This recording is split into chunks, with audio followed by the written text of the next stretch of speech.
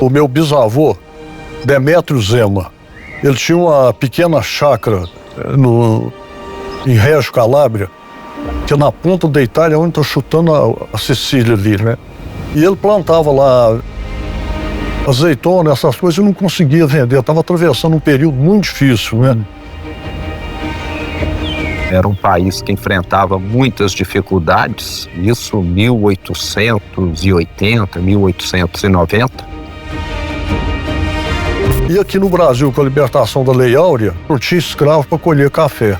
E o estado de São Paulo, que era o maior produtor de café do Brasil, fez um convênio com o governo da Itália de pagar passagem para quem quisesse ir da Itália para o Brasil. Na época em que tudo era difícil, levava dias e dias para vir.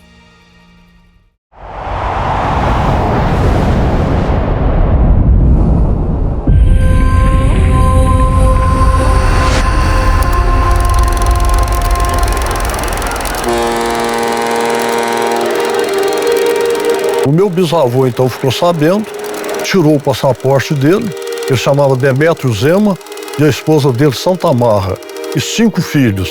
O meu avô era o filho do meio, tinha 9 anos, chamava Domingos Zema, né?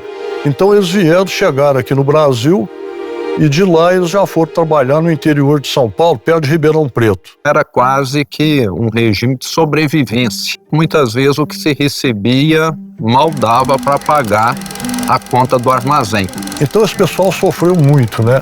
Mas os filhos foram crescendo e começaram a pressionar ele para não ficar trabalhando na enxada. Então ele comprou um terreno em periferia de Ribeirão Preto e plantava verdura e vendia na cidade. E cada um dos filhos arranjou um emprego. Então meu avô foi trabalhar numa fábrica de móveis e um dia ele viu chegando lá um caminhãozinho levando uma tora de madeira, ele entusiasmou com aquilo e falou: eu quero ser chofer. Ele gostava muito desse lado urbano, tirou carteira de motorista. E aí é que as coisas começaram a evoluir um pouco, né? Ele foi trabalhar para um médico, chamado Dr. Cajado. Ele levava o médico em todos os seus clientes. Hoje, se nós formos num consultório, o médico atende nós lá. Naquele tempo, não. O médico ia na casa dos clientes. O meu avô ficava levando ele. O vovô, acho que ele foi um homem, assim, acima da época, sabe? Porque ele era visionário, ele via as coisas e tentava fazer. Ele conheceu a minha avó, Catarina Cavalário, que veio da mesma cidade dele, 6 meses antes. Então, quando foi em 1913, ele casou com ela. E no ano seguinte nasceu o primeiro filho, que é meu pai, Romeu Zema, né? Então passou alguns meses, o patrão dele chegou perto dele e falou: Domingos, me levem a Araxá que eu peguei malária. A única coisa que cura a malária é a água sulfurosa de Araxá. E depois de um tempo ele pegou a doença também. E precisou vir ser tratado aqui nas águas do Barreiro, que naquela época eram usadas para poder tratar malária. Então tomou água com 30 dias completamente curado. Eu fui em Ribeirão Preto, trouxe a família de mudança para Sacramento. E a minha avó, Catarina Cavalaro, ela era costureira, naquele tempo falava modista. O que ela ganhava costurando fazia as despesas. E o meu avô guardava o salário dele integralmente tudo, né? E depois, com o tempo, com muito sacrifício, com a economia dele, da esposa, eles conseguiram comprar um primeiro carro. Um Ford Modelo T, 1914, mudou para Araxá e constituiu a primeira empresa dele, que chamava Autoviação Araxá Uberaba. Ainda não era um negócio de comércio, né? Era uma prestação de serviço, mas que abriu e pavimentou o caminho. Foi até onde ele perdeu o Fordinho, né, que ele tinha. A balsa virou e ficou naufragado 40 anos e depois, com uma baixa, com uma seca que teve, eles encontraram e ligaram pro meu avô e ele reformou o carro.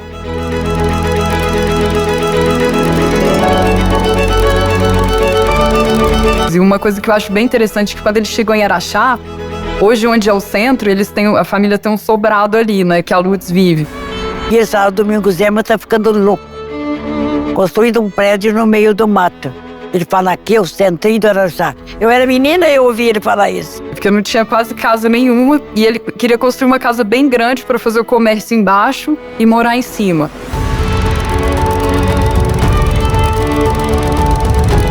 Ele que tinha um carro, tinha muita dificuldade para encontrar às vezes até combustível, peça, etc. E daí é que surgiu a empresa, né? Ali tinha a oficina, tinha a concessionária e tinha o posto. O Domingos comentou que ele estava precisando de um gerente de peças, porque ele era concessionário Ford.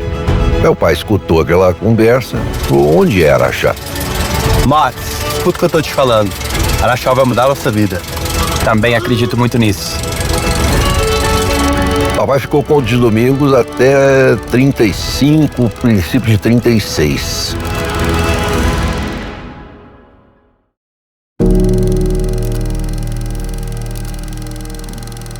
Depois o meu pai, na década de 38, 40, na época da Grande Guerra, ele assumiu a direção da empresa. A mamãe contava sempre que o papai era o esteio da família. Olhava a parte financeira todinha por conta dele. Ele ia para São Paulo comprar os carros, ele vendia, ele olhava a seção de peça, apesar de ter alguns empregados, mas ele olhava tudo. O meu foi um homem bom demais, nossa senhora. Eu tinha muita lembrança boa dele. Nós estávamos no Rio com a tia Júlia e tia Ovídio, na casa. Me lembro dele com os braços no joelho, falava tal. Eu sei que as coisas estão difíceis, mas aconteça o que acontecer, não venda a firma. Que isso, Romeu? Dalva, não venda a firma. Então eu falava, por que você está falando bobagem? Não sei o que pode acontecer. Já saiu daqui falando, não sei se volta.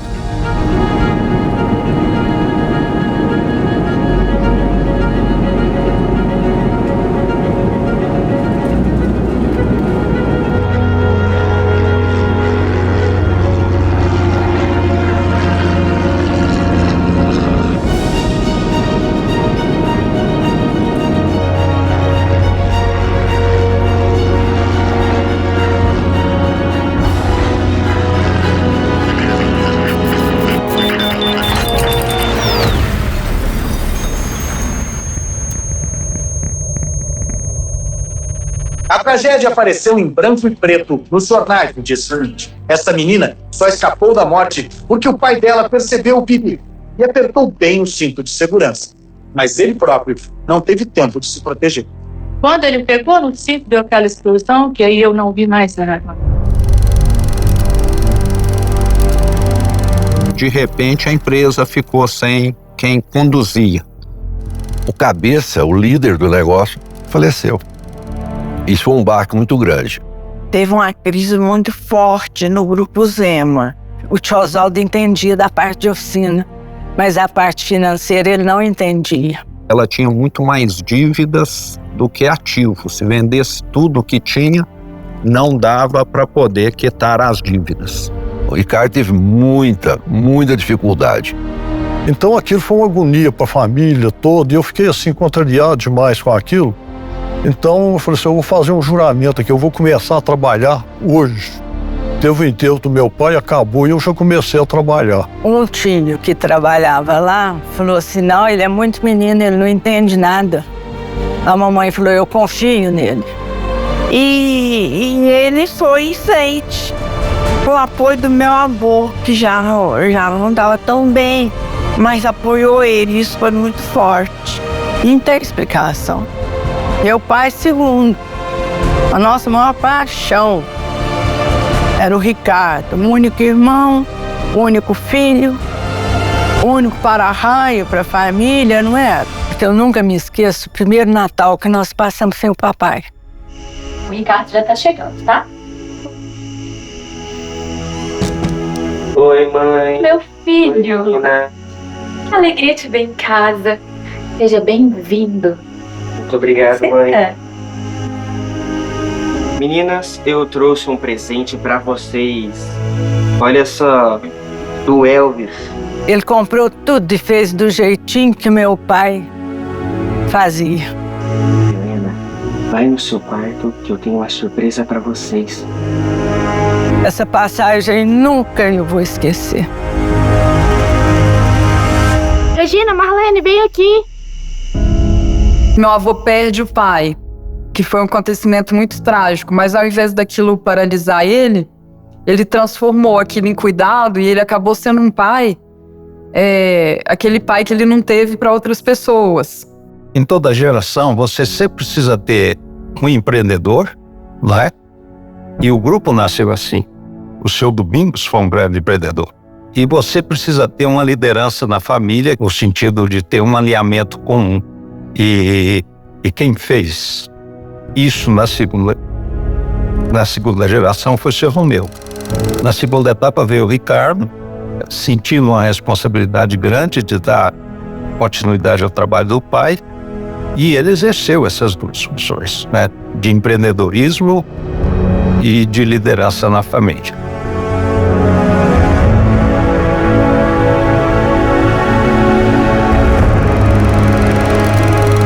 Eu queria aprender. Eu acho que quando a gente está no negócio, a gente tem que entender de tudo, né? Então, com isso eu dominei tanto. Com 17 anos eu comecei a tomar conta da oficina e do posto de gasolina. E comecei a vender carro também, né? Então eu passei a fazer praticamente tudo na empresa.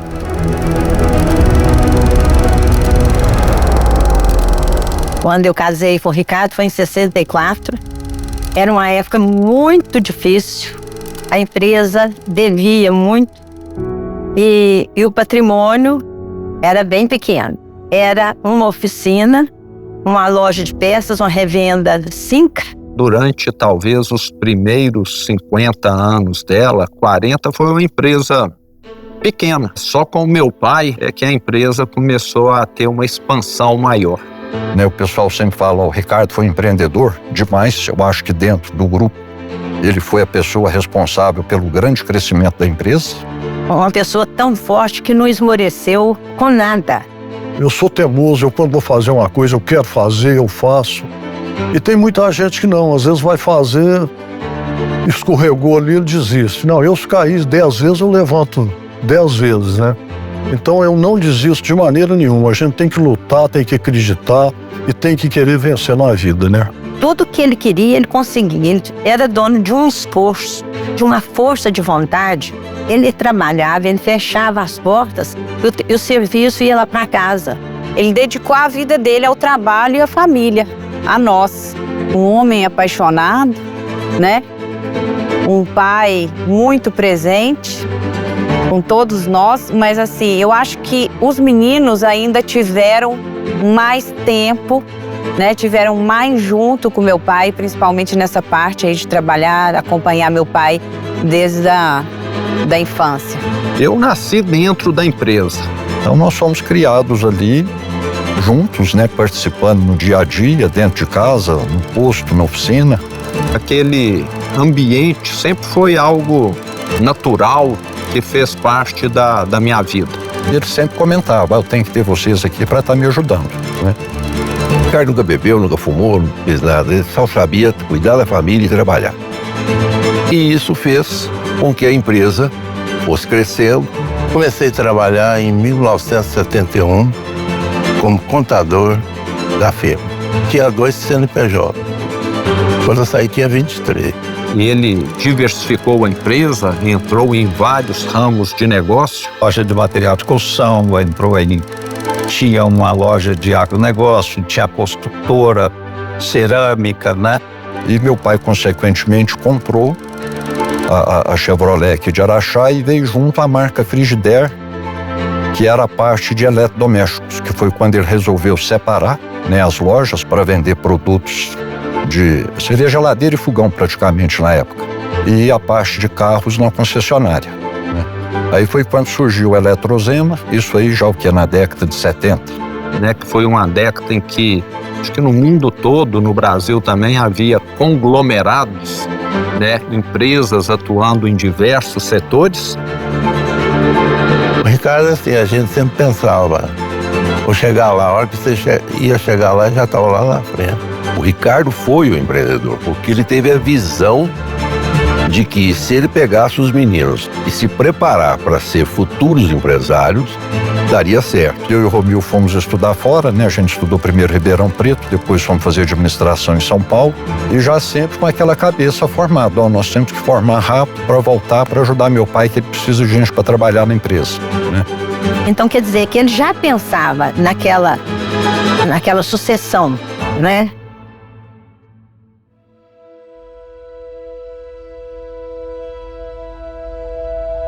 Eu iniciei no Grupo Zema com vendedor, em 81.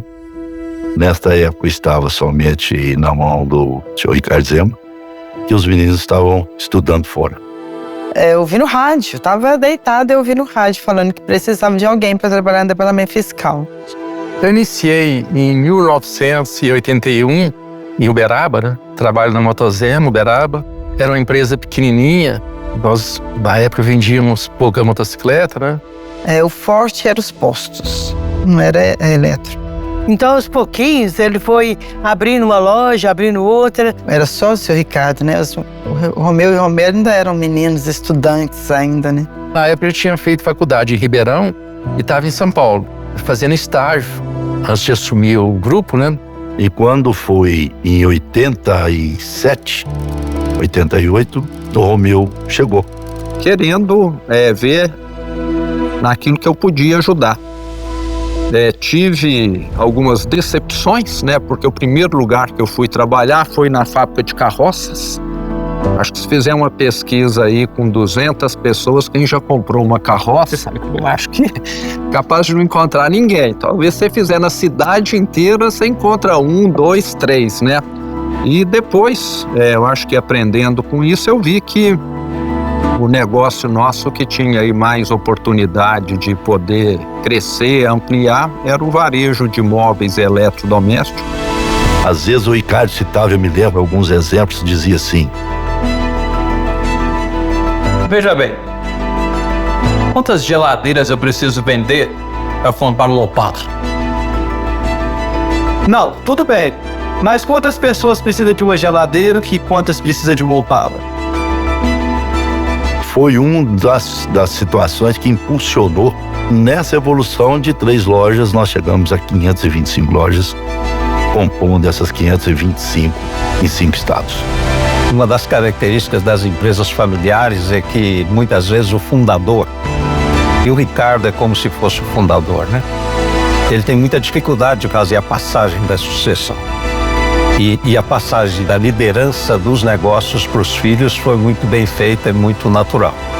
Isso aí foi passando de uma forma natural no dia a dia que a gente foi convivendo com ele, né? Nós passamos a ter um foco mais voltado para resultado, né? Para planejar o futuro do que o imediatismo e o amor ao que se fazia, né? Então a empresa se profissionalizou mais.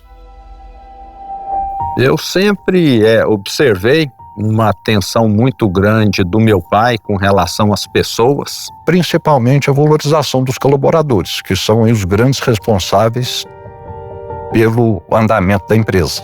Bom, eu cheguei aqui em 1990, há 32 anos, né? Quando eu entrei na empresa, eu me lembro que tinham 6 lojas, né? Fiquei de office boy, passei para a área de vendas, depois para a gerência de loja, gerência regional, né? E agora estou na diretoria geral, juntamente com o Romero. Vou completar agora 27 anos de Grupo Zema. Eu tive o prazer de ser subordinada ao Sr. Ricardo Zema, que é uma pessoa extraordinária, assim. A minha trajetória começou em 1º de outubro de 1997. Uma coisa que eles sempre investiram foi no conhecimento. Todo curso que eu precisava fazer podia ser caro, não tinha problema. Oportunidade. Aqui tem oportunidade para muita gente. E é fato, eu sou prova disso. Não tem preço que pague a amizade e a confiança que eles me deram. Eu nunca ouvi do Ricardo, ou do Romeu, ou do Romero. Nunca ouvi e nunca vi eles dizer: eu sou o dono. Tanto o mais simples e humilde funcionário do Grupo Zema, os colaboradores que aqui passaram, até o presidente, o dono, que eu sou Ricardo, sua família, demonstraram um amor muito grande para comigo, respeito. Isso alegra muito a gente. É o retrato que o Sr. Ricardo fazia. Já era aquilo ali. Ele foi um pai mesmo para nós, sabe? Foi marcante. Tivemos o privilégio aí de estar convivendo esse tempo todo com ele, aprendendo ao máximo, né?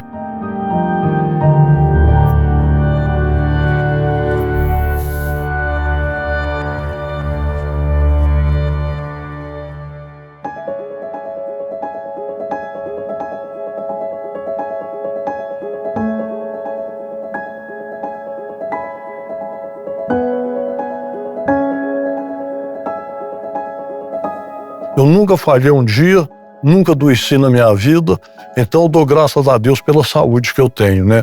Então a minha vida inteira foi dedicada à nossa família e aos nossos negócios, né? Vendo isso, não tem como você estar fora da empresa e pensar, não, eu vou tirar uma folga tranquilo, não preciso trabalhar, que minha vida tá ganha. O trabalho é muito importante. E numa empresa não adianta. A empresa pode ser gigante, se você não trabalhar, ela vai ficar obsoleta e vai sumir. Eu sempre vi o meu avô, eu preciso ir para a empresa, eu vou trabalhar, meu horário é desse horário até esse horário, tem que chegar cedo. Enfim, dos 10 mandamentos dele, se você pegar o último, é trabalho, trabalho, trabalho. Ele foi uma pessoa muito forte, perseverante a vida inteira, que batalhou.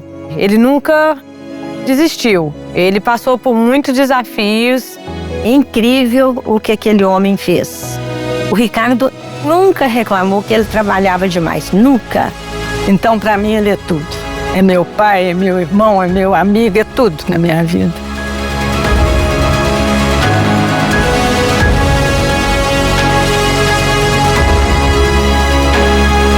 E eu digo que você precisa realmente estar preparando as pessoas da família. Quem que vai ser o próximo a estar coordenando aqui as atividades, né?